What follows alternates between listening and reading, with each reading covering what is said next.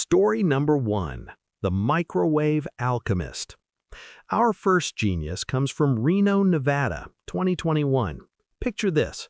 A 28-year-old dude, we'll call him Mike because his real name doesn't matter anymore, is cleaning out his grandfather's old garage. Looking for vintage tools, maybe some cool memorabilia, perhaps a classic car part. Instead, he finds something way more interesting. An old military grenade. Now, what does a normal person do when they find a grenade? They call the police. They call the bomb squad. They very carefully leave it alone and evacuate the area. But Mike? Oh no, Mike had a better idea. A genius-level galaxy brain idea. He thought, you know what would neutralize the explosive material inside? Microwaves. Yeah. Heat deactivates chemicals, right? I saw it in a movie once. Now, let's pause here and appreciate the complete absence of logic. This man genuinely believed that the same appliance he uses to reheat leftover pizza could somehow defuse a military-grade explosive device. The same machine that makes potatoes hot was going to save the day. So Mike puts this grenade, this actual explosive device designed by military engineers to cause maximum damage, into his microwave.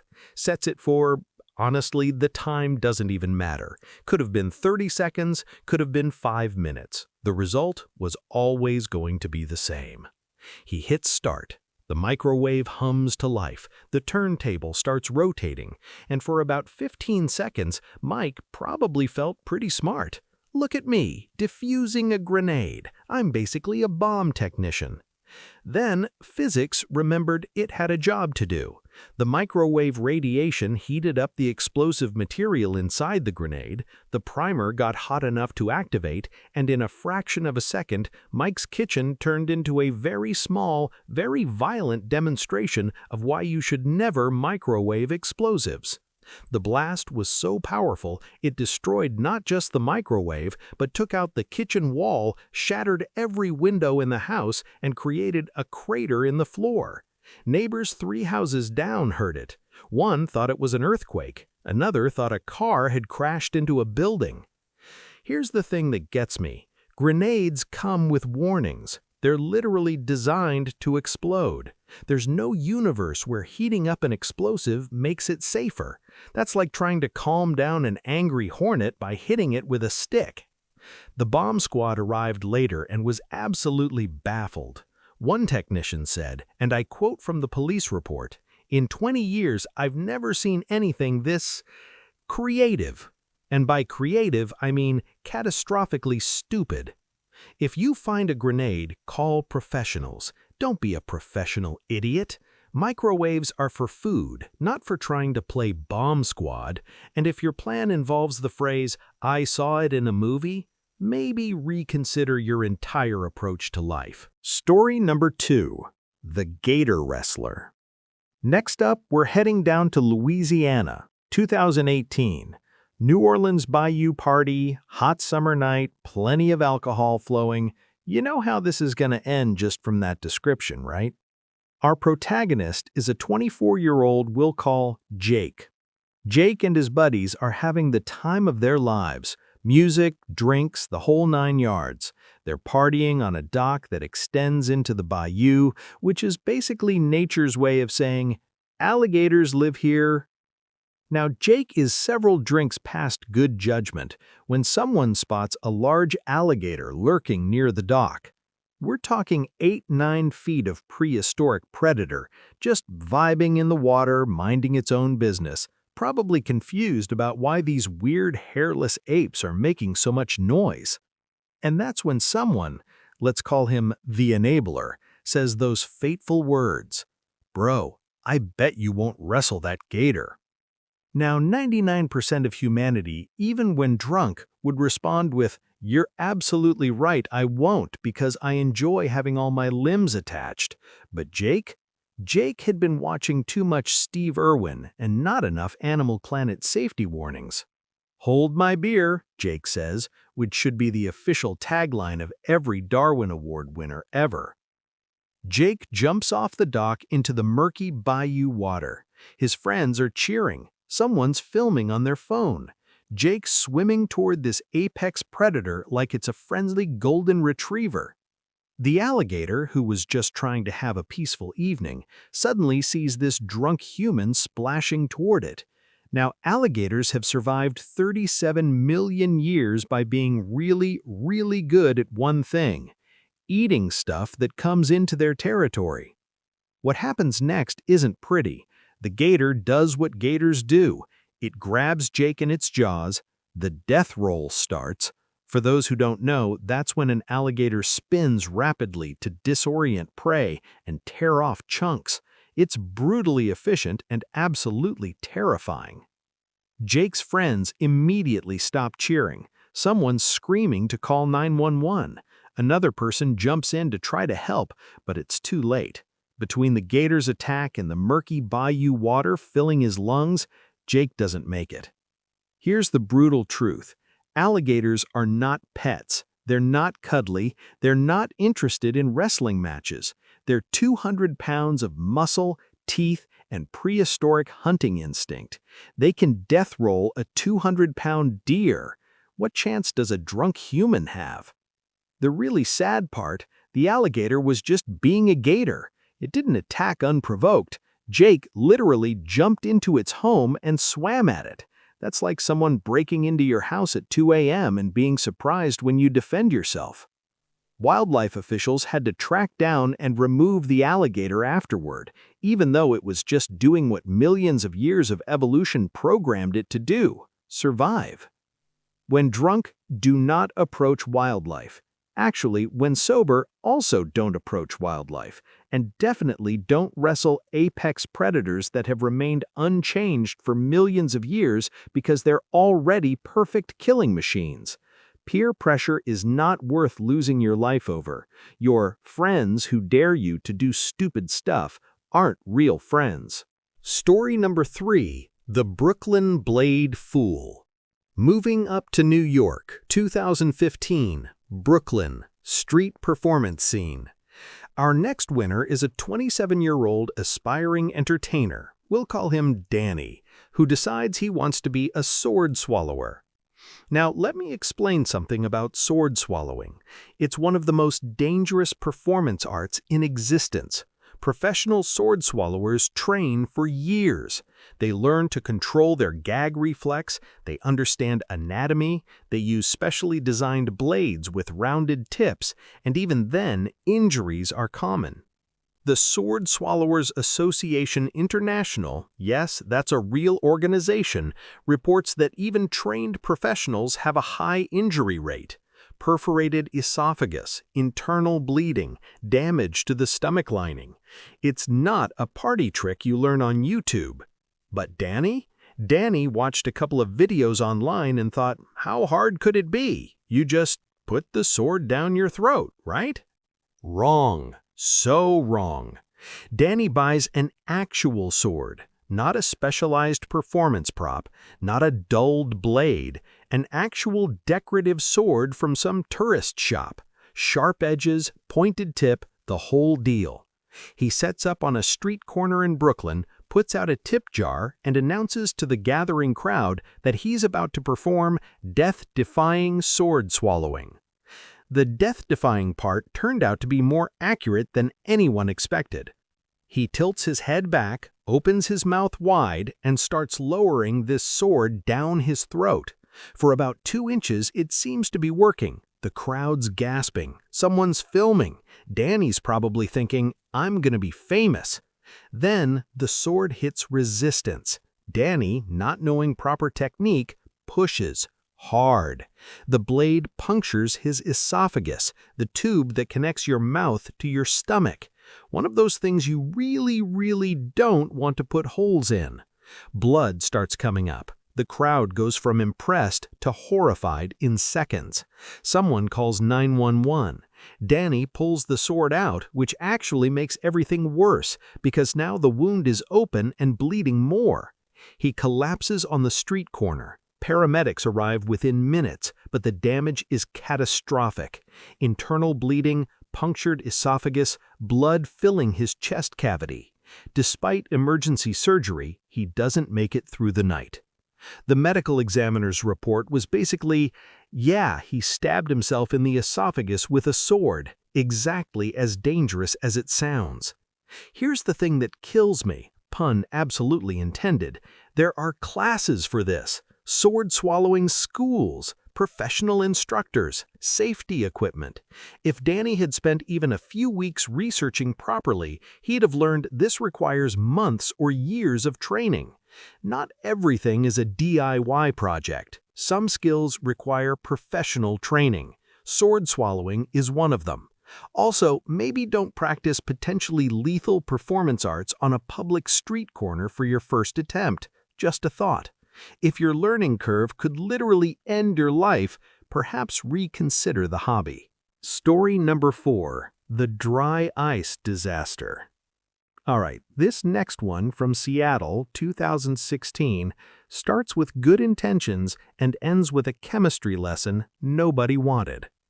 Meet Chris, a 25-year-old who's really into experimental wellness trends.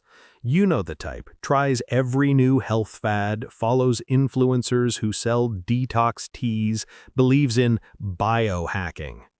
Chris reads somewhere online about cooling therapy and how cold exposure can have health benefits, which, to be fair, is actually true. Cold plunges and ice baths have legitimate benefits when done correctly. But Chris doesn't want a regular ice bath. That's too mainstream, too boring. He wants something more extreme, and that's when he discovers dry ice. For those who slept through chemistry class, dry ice is frozen carbon dioxide. It's called dry ice because it doesn't melt into liquid, it sublimates directly from solid to gas. And here's the critical part. That gas is CO2, which is heavier than air and can displace oxygen in enclosed spaces. Chris buys about 50 pounds of dry ice. He fills his bathtub with water, dumps in all this dry ice, and creates this super dramatic, foggy, sci-fi looking bath. It looks amazing for Instagram. Clouds of vapor rolling over the sides, the whole bathroom looking like a haunted house effect. He's so excited about how cool it looks that he ignores some basic facts. 1. His bathroom is small and poorly ventilated. 2. He closed the door to contain the dramatic fog effect. 3. Carbon dioxide is rapidly filling the room. 4. His body needs oxygen to, stay alive. Chris gets into the tub. At first, it's intensely cold, but kind of exhilarating. The vapors rolling everywhere. He's probably thinking about the Instagram post he'll make. Maybe he even takes a selfie. Then the CO2 buildup hits critical levels. See, carbon dioxide doesn't just displace oxygen. At high concentrations, it causes rapid unconsciousness. No warning, no gradual drowsiness. 1 minute you're fine, the next minute you're passing out. Chris loses consciousness in the tub. He slips under the water. There's no one else home, no one to pull him out. The carbon dioxide keeps building up, making the room even more dangerous. His roommate finds him 6 hours later, still in the tub, surrounded by dissipating fog. The bathroom's CO2 levels were so high that the roommate immediately felt dizzy and had to prop the door open before attempting rescue. By then, it was far too late. The tragedy here is that this was completely preventable. The dry ice packaging literally has warnings. Use in well-ventilated areas only. Can cause asphyxiation in enclosed spaces. Do not use in baths or hot tubs. But Chris was so focused on the aesthetic, on creating content, on trying something extreme that he skipped the basic safety research. He didn't know that dry ice sublimates into CO2. He didn't understand that CO2 is heavier than air and sinks. He didn't realize that his small bathroom would become a gas chamber. The Seattle medical examiner ruled it accidental asphyxiation due to carbon dioxide poisoning. The toxicology report showed no drugs, no alcohol, just a guy who wanted to try something cool and paid the ultimate price for not understanding basic chemistry.